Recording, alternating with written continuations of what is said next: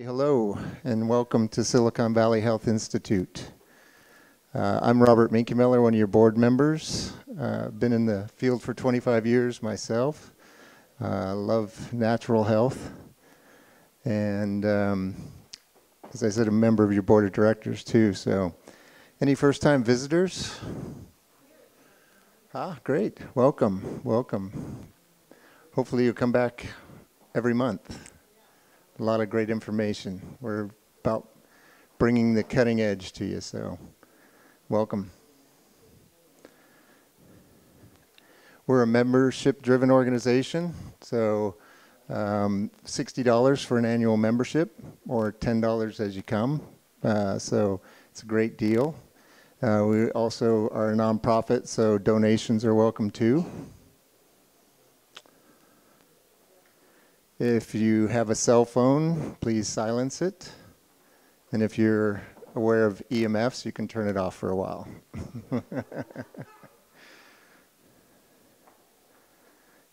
If you need to make an emergency call, we ask you to just step outside to, keep respect for the speakers and stuff. So the meeting is streaming live on the web. So if you have family or friends across the U.S. or around the world, invite them.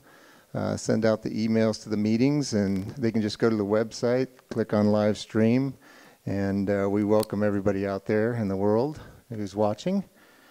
Thank you for joining us. The restrooms. We'll have a break between speakers, but the restrooms are down the hallway here.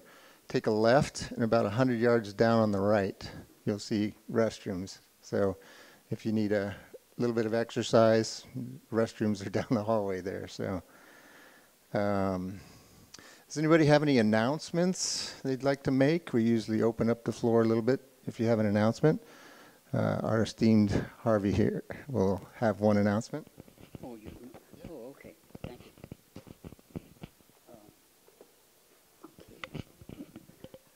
you. I want to tell you all about a special, half-price special. This excellent book, you're supposed to sell for $19.95, but $10. There are only three left, and the money goes to the organization. So it's the real inside story of how the FDA and big agriculture is trying to suppress our right to drink raw milk with all its benefits. That's what the book is about. Thank you. About mentioning some of the benefits. I'm sorry? Some of the benefits? The benefits? Oh, okay. Well, the benefits are, I'll give you an example. Immunoglobulins, antibodies, they're destroyed by pasteurization. And I'm the fortunate owner of one of them. That's why they won't let me give blood anymore. I gave 99 pints. And then they screened my blood and found an antibody called HTLV, human T-cell lymphoma virus. Antibody. Couldn't find the virus, but no test is perfect, and when they tested for the virus and didn't find it, that wasn't good enough, because the FDA thinks, rightly, that if one has the antibody, the reason one has the antibody for lymphoma, in this case, is because one was exposed to the virus. The immune system creates the antibody to fight the disease. And as I said, no test is perfect, and the FDA is right about that. They're right about some things. If there's any suspicion that I was exposed to the virus and it's still lingering somewhere in my system, you wouldn't want my blood to be transfused to somebody else who would contract lymphoma. How did I get the lymphoma antibody? Raw milk. So a brother-in-law of mine who had the same birthday as mine died of lymphoma, and I'm protected. Again, raw milk, just one example of the many enzymes and substances, lactoferrin. I could go on and on. Read the book. Thank you. Thanks, Harvey. Oh, hold on. I'd like to say next month we've got Aristo Vajani coming to speak, and he's one of the world's leading experts in the area of autoimmunity and how it connects with the gut. He's fantastic. So I just want people to be aware of that. If there's any way to get the word out or tell your friends or any way we can market to get this information out, that would be really great. Also, I've got a couple of various health newsletters people can have. If they want, just pick them up. There's links on the website under our meetings for Facebook and other social media, so we appreciate you clicking on those links and putting the information out to your friends, etc., to help us spread the word and get more people fill up the room here. I'd like to echo Susan's recommendation for the next meeting. Vojdani is really top in his field, and he's one of those very broad-based scientists who knows his field so thoroughly that, and he's not afraid to commercialize it. So he's got his own lab. He's developing state-of-the-art tests for measuring things like, for example, subtleties of autoimmunity. And so don't miss it. Top tier guy. Don't miss it, and spread it via social media and email it out to all your friends there. So also at the beginning, we have experts here, Steve and Bernd and Susan, and all that can answer questions. So we open it up in the forum at the beginning.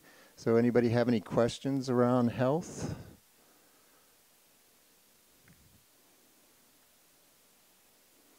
No questions. Wow, that's easy. Okay. Just curious about if anyone knows anything about styrofoam and the effects on human health from the byproducts of styrofoam that go into the environment. Yeah, it's toxic. Don't use styrofoam. Even though we have styrofoam cups over here, use the other ones there.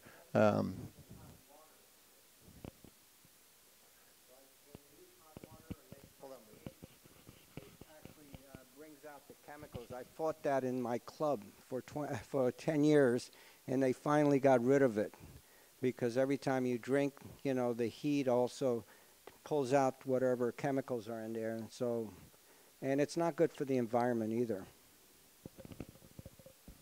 Yeah, a lot of people microwave with the styrofoam. Definitely not a good idea. Yeah. Steve, you have any other comments? No? Okay. Yeah, exactly. Yeah, we have enough toxic load in our environment to not add things easily. Any other questions?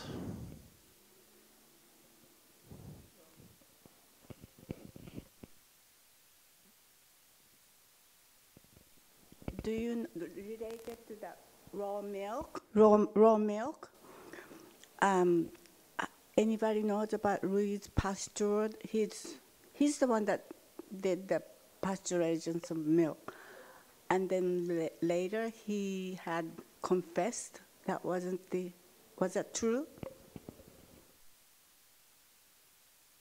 I'm not sure about him confessing, but there was another guy, an associate of his at the time, called Bichamp, and Bichamp said that it was not about the virus or the bacteria jumping on, but the terrain. So it's our bodies and the terrain of our bodies. If a cell is healthy, you can't have disease. So, I don't worry about outside bacteria or viruses. It's a matter of keeping the cells healthy. That's kind of the approach, but you could look up Bichamp, Wikipedia, see his theory.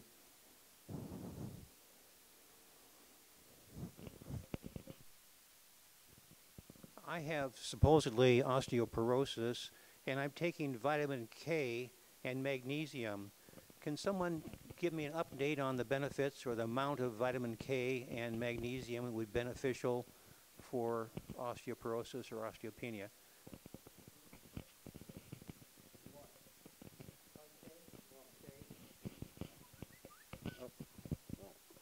let me turn it up. Interesting. I see a lot of that. And Steve will tell you, it's important that you look at K2, K4, and K7. They all have different molecules. K7 works more on bone, where the other ones work more on cardiovascular function and calcium uptake from the arteries to the bone. It's important that you do vitamin D, vitamin K, all the Ks, and add calcium and magnesium to it. And also we finished a study in Europe with France and Japan that we were able in my study show that collagen 15 to 30 grams a day actually increase bone density. And even we just added a new low molecular weight that just came out today, last 8 months ago. And we're the first ones to actually introduce that low molecular peptide into the industry. So I would say combination of all of those things are important. And do some kind of resistive exercise, meaning like just simple squatting, just like squatting and holding that position. And that kind of work, just like this, increases bone density as well. So it's not just the nutrition, but the exercise as well.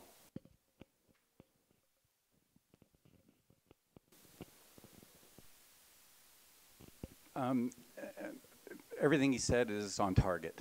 Collagen therapy, is part of bone health.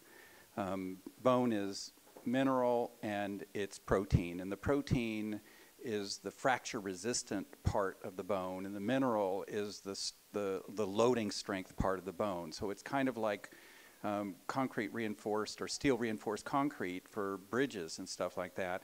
If you have concrete without the bridge, it collapses. If you have steel without the concrete, it sags.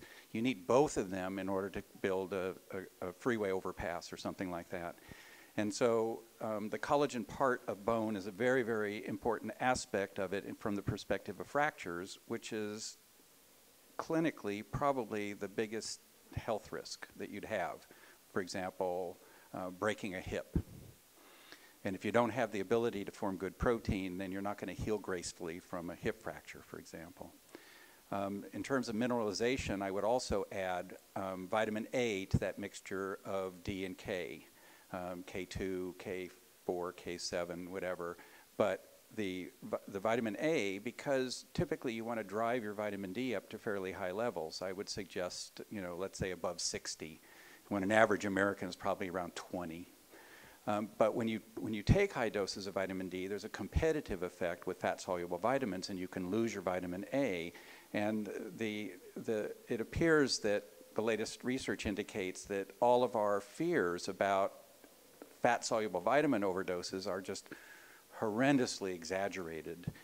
For example, vitamin D3, Prendergast has been giving 50,000 units a day to patients for months on end, and as long as he restricts their calcium intake, none of them show any vitamin D toxicity, and that's 100 times the RDA. Same thing with vitamin A. I know people who are taking 100,000 units of vitamin A a day. I've taken 1 million units in a single day. So a lot of this appears to be that some of these fat-soluble vitamins show toxicity when they're out of balance with other fat-soluble vitamins. So vitamin D may be more toxic if you have a vitamin A deficiency or a vitamin K deficiency. The other thing that I would recommend is if you've got osteoporosis, it might be worth it to look at a vibrating plate. A vibrating plate.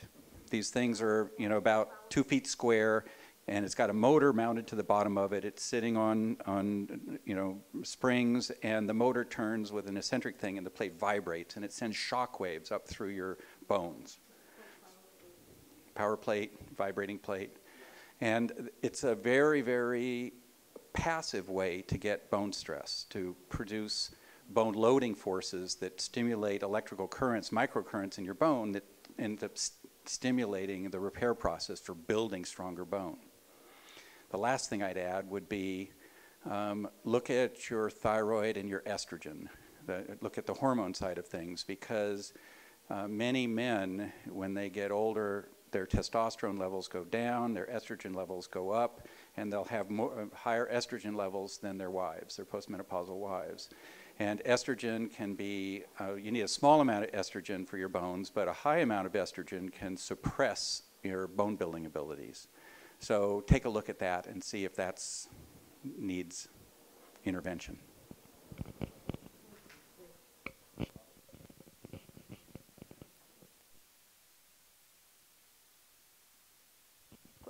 Question for Steve on the vibrating plate. Some plates go like this, and others do this. Any comments?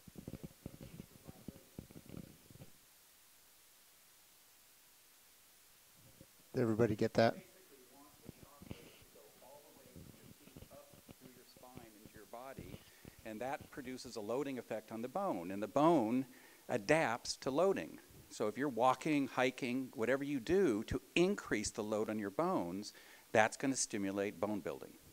So using your bones makes them stronger, and not using your bones, like if you're an astronaut in space, then they waste away. So it's a matter of using it. And standing on a vibrating plate is about the most passive thing you can do to use your bones. It doesn't use your ligaments as much. You get compressive force on the ligaments between the bones, but the rest of your knees and stuff that deal with stability, lateral stability, won't be strengthened like it would if you were, let's say, swimming as a force. But swimming is going to put maximum strength on your muscles and your ligaments and minimum strain on your bone. There's no shocks going up your bone at all.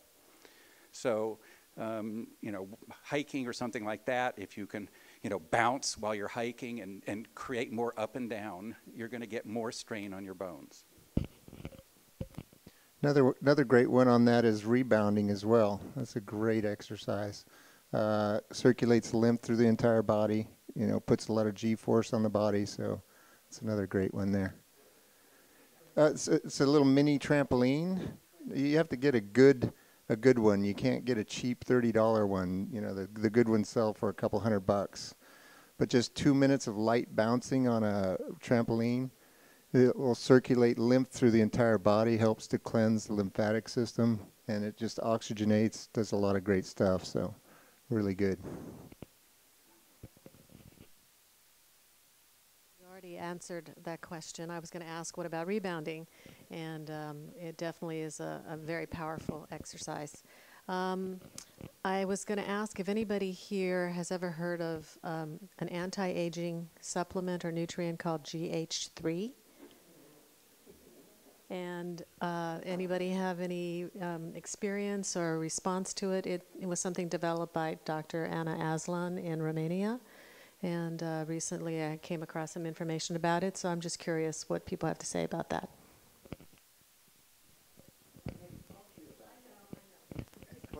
Let's tell everybody then, Bern. Remember the old days, Vital? I was actually, when I was talking to you about it, you know, we used to get it from Hungary, and the real stuff, and we put it on athletes. Did we notice much? No, but I'll tell you what really worked, and I wish I put my money into it, was Pignogenol.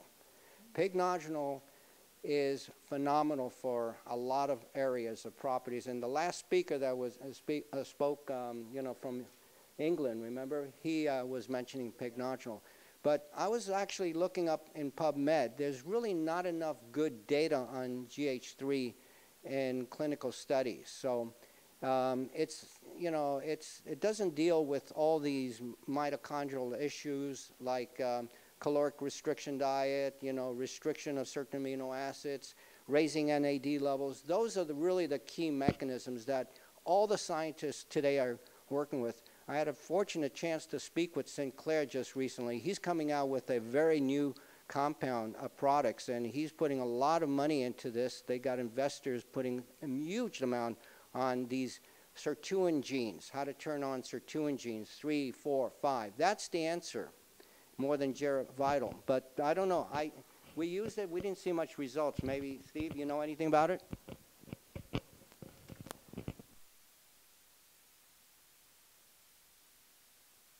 It's mildly beneficial in a lot of different ways. It's structurally related to Novocaine, And it's one of the few, it's the only cane that I know of, anesthetic, that breaks down into completely biologically ubiquitous molecules. So the one thing I can say about it is it's not likely to hurt you. Okay, one more question, maybe two here. Hold on. I think the original question was vitamin K, and I think magnesium was mentioned with that. So in magnesium, most of the magnesium that people are eating out there is oxide, and I would just suggest that there's lots of data on preferable forms. There are many forms of magnesium that are available, and many of them are better than oxide. Yeah, ionized glycinate is, the preferred as far as I know, yeah. Malate's good. Yep.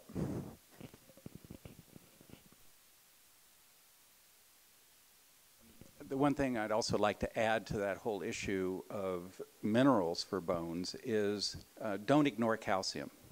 I was under the mistaken impression that when tissue calcium, soft tissue calcium is mobilized by vitamin D and vitamin K, that it becomes bioavailable for building bones, and that appears to have been a mistake on my part. Also, too, I know magnesium gets destroyed in the gut as well, so choline citrate can help with the absorption of magnesium as well. While we're on the topic of bones, I'm curious what anyone might have to say about this in terms of suggestions or guidance or things to think about or look at. I just had some totally routine blood test, and I found that I had a high level of alkaline phosphatase, which I understand is related to bone turnover, and haven't been figured out yet why it's high or what's going on there. I'm just curious if anyone would point me in any directions with that.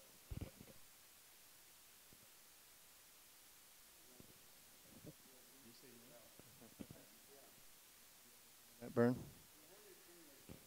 Under a lot of stress, when the body goes through a lot of stress, a lot of these minerals then are, altered. So one of the most important things, like Richard Cunyon always addresses, is look at the whole matrix of the cell. Look at every mineral in your body, like Bruce Ames says, micronutrients are very important, like he says. You need calcium, magnesium, but you also need zinc, and you need molybdenum and all that. So address it by looking at everything, not just one area. And, a lot of it also, a lot of bone problem, because I have that too, is kidney. It's regulated by my kidney, a lot of the problems we have with bone loss and cartilage damage. So look at that, because in Chinese medicine, I remember a very well-known MD who practiced in this medical building with us, always looked at kidney problems with bone issues. Very interesting, and regulated them. Okay. And one last thing about bones is that I heard a 1/4 teaspoon of baking soda helps alkalize your body so that you don't burn up so much bone because you're too acid.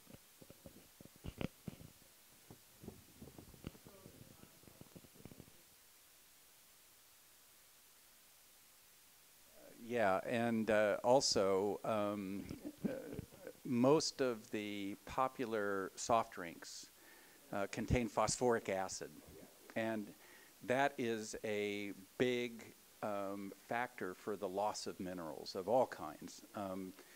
Phosphate tends to bind to minerals. The phosphate we have in our body tends to be doubly or triply neutralized on the alkaline side, and so taking it as pure acid results in a fairly strong acid stress and a strong chelating effect for minerals.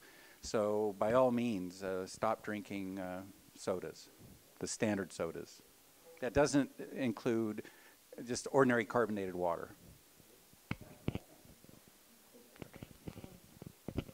How about strontium?